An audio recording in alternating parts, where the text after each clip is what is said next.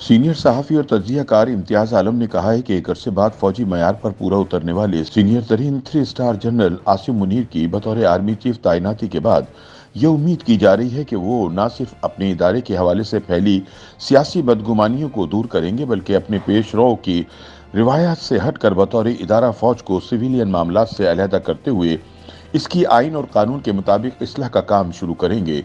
उनका कहना है कि 75 बरस से जारी बाद अज नौ आबादियाती नौकर शाहाना कौमी सलामती की रियासत के आहनी ढांचे की जड़ें इतनी गहरी हो चुकी हैं कि इस मिशन का हुसूल जुए शीर लाने से कम नहीं।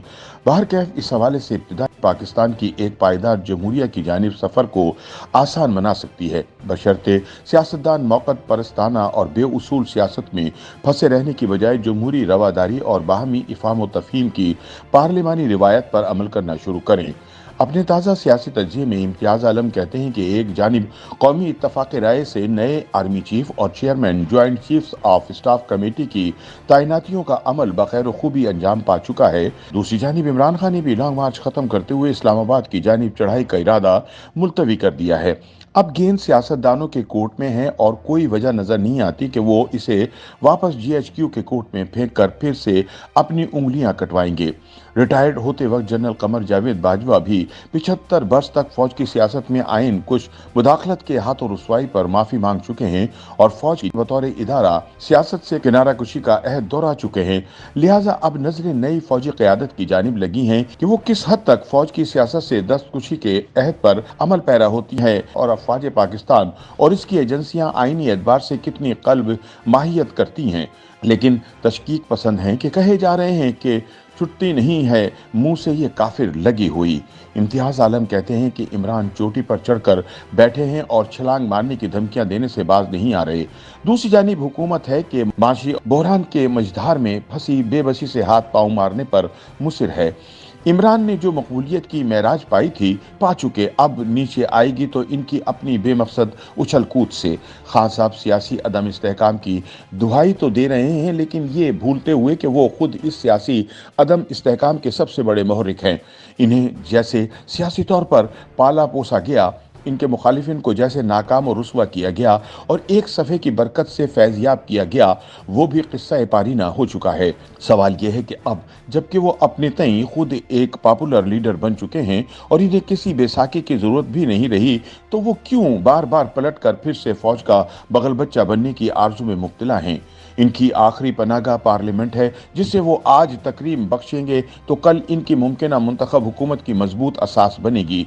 दूसरी जानिब इत्तेहादियों की वसी तर हुकूमत को ये जान लेना चाहिए कि मौजूदा मुआशी और सियासी बहरान को वो तनतनहा संभाल नहीं पा रही। इसके 100 जतन के बावजूद मुआशी अबतरी जल्द ख़त्म होने वाली नहीं। मुआशी बहरान इतना गंभीर है कि इसका बोझ अगली हुकूमतों को भी उठाना पड़ेगा। इस दौरान अगर हम कुछ करने में संजीदा हैं तो इस पर कोई पैसा खर्च किए बगैर भी खुद पैदा करदा बहरान से निकला जा सकता है। इम्तियाज आलम कहते हैं कि पाकिस्तान को मौजूदा मुआशी बहरान से निकालने के लिए फौरी और दरमियानी मुद्दत के जो इक़दाम ज़रूरी हैं वो ये हैं कि रियासत कम अज़ कम अपने खर्चे आधे कर दे, तमाम इदारे अपनी मरात 1/3 कर दें, किसी भी गैर पैदावारी खर्चे के लिए कतई तौर पर कोई कर्ज हासिल ना किया जाए, तमाम आमदनी पर वाजिबुल अदा टैक्स दिया जाए, तमाम टैक्स इस्तिस्ना ख़त्म कर दी जाए, कम आमदनी वालों के लिए इमदादी रकूम को सख्ती से मखसूस कर दिया जाए, हर तरह की इजारादारी, सट्टेबाजी और माफियाज का किलाकुमा कर दिया जाए, खवास का गलबा ख़त्म करते हुए अवाम को तरक्की और इसके सम्राट में हिस्सेदार बनाया जाए, जागीरदारी और करप्ट किराएदारी के निज़ाम को तहस नहस कर दिया जाए, दस्तनिगर मईशत की जगह माशी और मादी और साइंसी पैदावारी क़ुव्वतों को फ़रोग़ दिया जाए और अवामी तरक्की के मॉडल को अपनाते हुए अवाम को समाजी खिदमात, तालीम और सेहत, हुनरमंदी और तरक्की के मौक़े फ़राहम किए जाएँ।